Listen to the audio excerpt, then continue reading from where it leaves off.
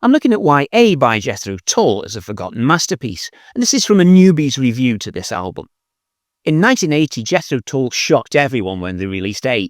This is an album packed with synths, electronic experiments, and a new sound. So why did it fade into obscurity? Well, today I'm giving you a newbie's guide to why A is actually a forgotten masterpiece. Let's dive in. Now, my goal on this album review channel is to introduce prog to you Gen X as a form of music that demands your serious attention, as well as you vets out there. So, as the 80s began, the band Jethro Tull, one of our big 6 bands I'm concentrating on at the moment, had until the release of A been known for a unique fusion of progressive rock and folk, driven by Ian Anderson's distinctive flute playing and intricate arrangements. Now, classic albums like Thick as a Brick, Songs from the Wood, these had defined the band's earlier output, but by the late 70s, the musical landscape was shifting. Synthesizers and electronic music were becoming more prominent, and A represented Jethro Tull's attempt to adapt to these changes.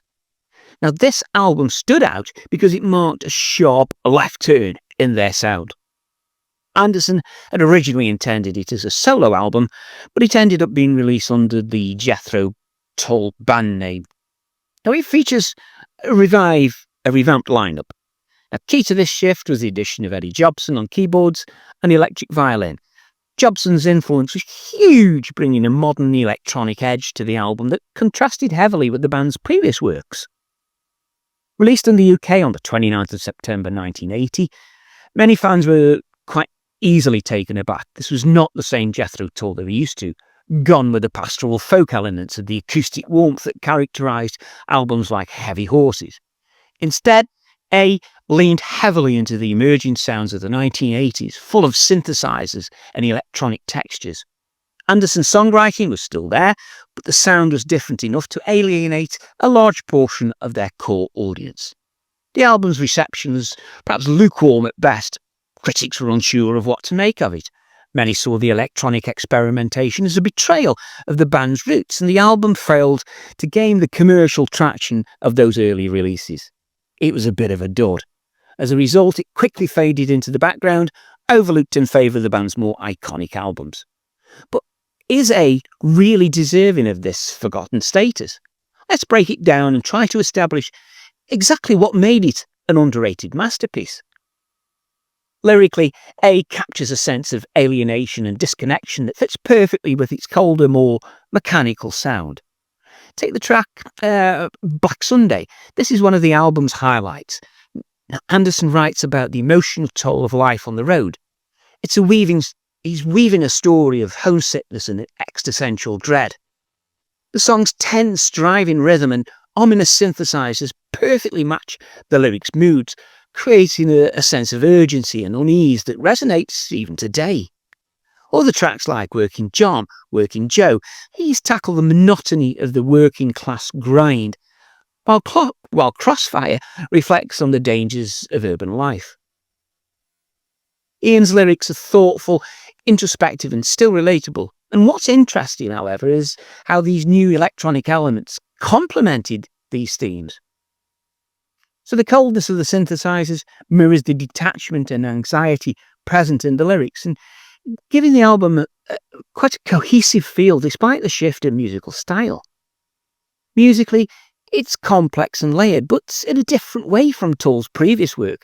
Instead of those folk-inspired acoustic arrangements of earlier albums, this one is built on the foundation of synthesizers, electric violin, and tight, punchy drums. Special mention needs to go to Eddie Jobson's contribution on keyboards, and this is perhaps one of the most defining features of the album. His playing is precise and technically impressive, adding depth and texture to tracks like the Pine Martin's Jig and Uniform. The electric violin solos, especially on Black Sunday, are a standout, adding a sharp, almost futuristic feel to the music. The use of the keyboards doesn't overshadow Anderson's flute, however, and that still plays a key role on several of the tracks. Now, that contrast between Anderson's organic flute lines and Jobson's slick electronic sounds create a tension that works to the album's advantage. The result is a hybrid sound that is both forward-thinking but still rooted in some of the band's past. Looking at the rhythm section, We had Mark Craney on drums and Dave Pegg on bass, and this provides a solid backbone. Craney's drumming is tight, complex, and it fits the album more modern electronic leanings. Pegg's bass work is understated but effective, giving the songs a sense of drive without being overly flashy. Now, another aspect of this album deserves the attention is its rhythmic complexity. Several of the tracks feature shifting time signatures and unexpected changes in tempo.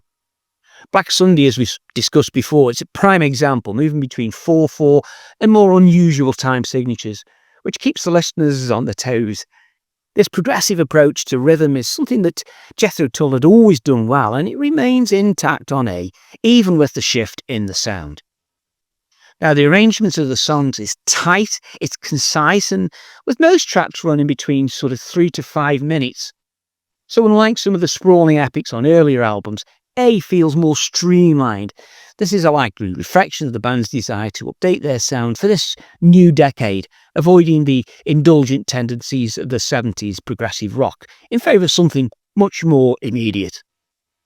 The production's crisp, it's clean, it's clear emphasis on those electronic elements. It's really powerful.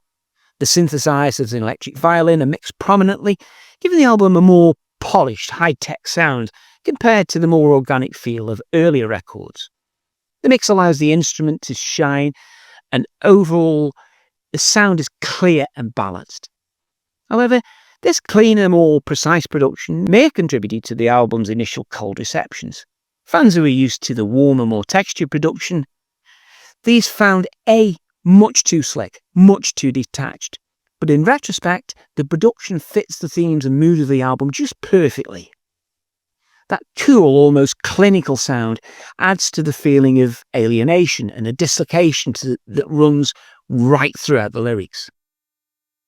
So, why should A be reconsidered as a forgotten masterpiece? Well, firstly, the album is a fascinating snapshot of a band in transition.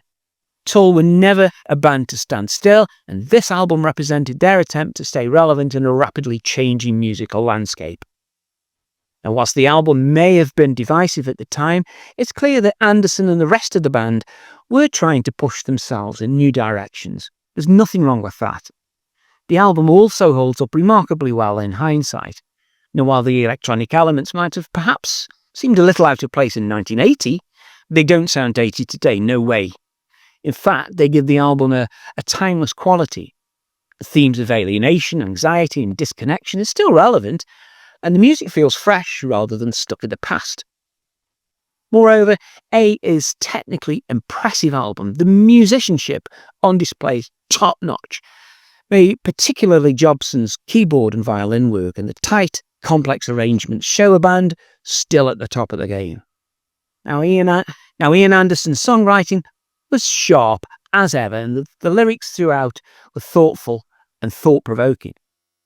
Finally, for newcomers to Jethro Tull, those Gen Xers this channel is looking to impress, A is actually a great entry point. While it might not represent the band's classic sound, it's more accessible than some of the earlier, more challenging albums. The shorter, more streamlined songs make it an easier listen, while still offering plenty of depth on those who wanted to dig deeper into the music and lyrics. So, is it a forgotten masterpiece? Well, based on the evidence, I say it is, and whilst overlooked by some, the album stands as a bold and creative work that deserves far more recognition. Those themes of alienation and disconnection are as relevant today as they were in 1980, and the band's willingness to experiment with new sounds and technology made it an intriguing listen for both long-time fans and newcomers. Now, if you haven't given A chance, or if you have dismissed it previously, it's worth you revisiting. You might find that it holds a bit more than you expected or remembered. Now, whilst Tull were changing direction, the story I have for you here saw the music of Pink Floyd battling the Russians behind the Iron Curtain, and is a story well worth discovering.